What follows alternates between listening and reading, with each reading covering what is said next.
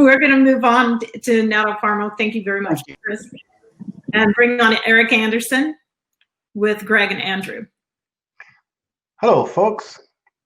First, I want to say, thanks so much to the fellow presenters today. I think I've learned quite a bit. And what we've discussed is kind of the reason why I'm excited to be in this industry, right? Talking about quality, about validation, about clinical evidence, and really trying to change health, right? To do the right thing by our consumers, and that's very exciting.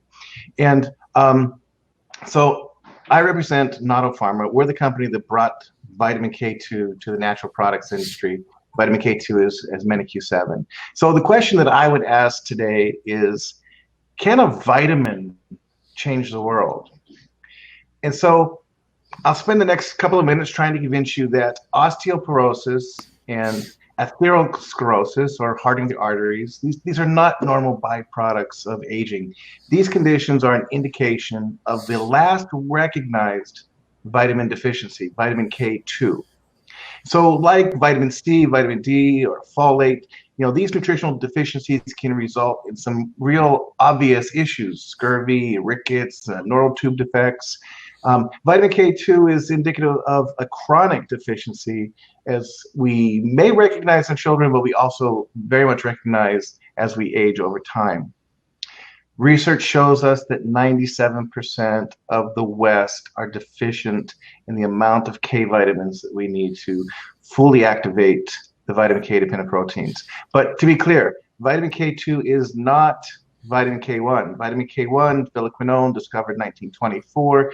This is what the liver needs to coagulate blood. And in fact, globally, the RDI for vitamin K1 is based solely on coagulation.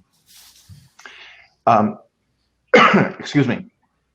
However, it's outside the liver that the menaquinones are more active.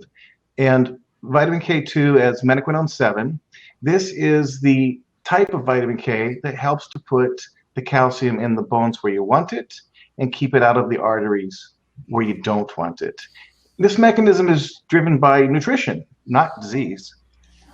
So the vitamin K story is one that our industry should be very proud of, like vitamin D or omega-3s, where researchers make an observation that a population is consuming a lot of some type of food. In our case, it was natto in Japan. And what happened? Well, people that consume a lot of vitamin K2, which is naturally present in natto, and now, as we've learned, in fermented cheeses, that these people have stronger bones and healthier arteries. And so taking that observation through in vitro studies, in vivo studies, in human studies showing real outcomes, this is where we can establish that nutrition can make a difference. We now have 20 published human studies showing benefits adding MeniQ7 vitamin K2 to your diet. So how much do we need? Well, for maintenance, probably 45 micrograms per day based upon the population studies. Our studies looking at healthy populations over 3 years, for example, we looked at 180 micrograms per day to optimize the vitamin K dependent proteins.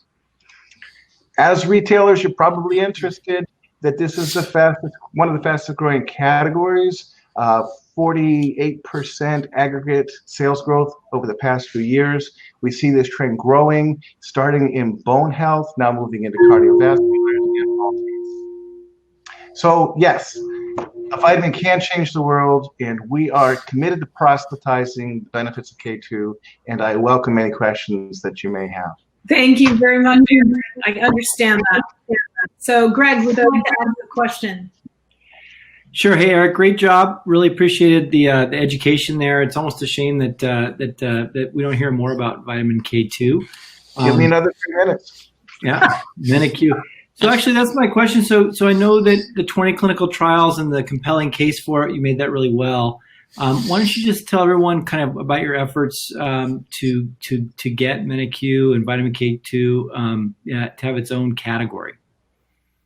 So this is the last recognized vitamin deficiency, and if you look at trying to help create an RDI, it's a long process, because first you need to understand what's being consumed in the general population and the different populations.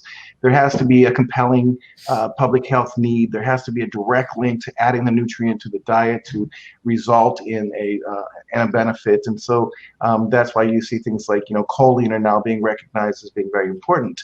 Vitamin K1, critical for coagulation.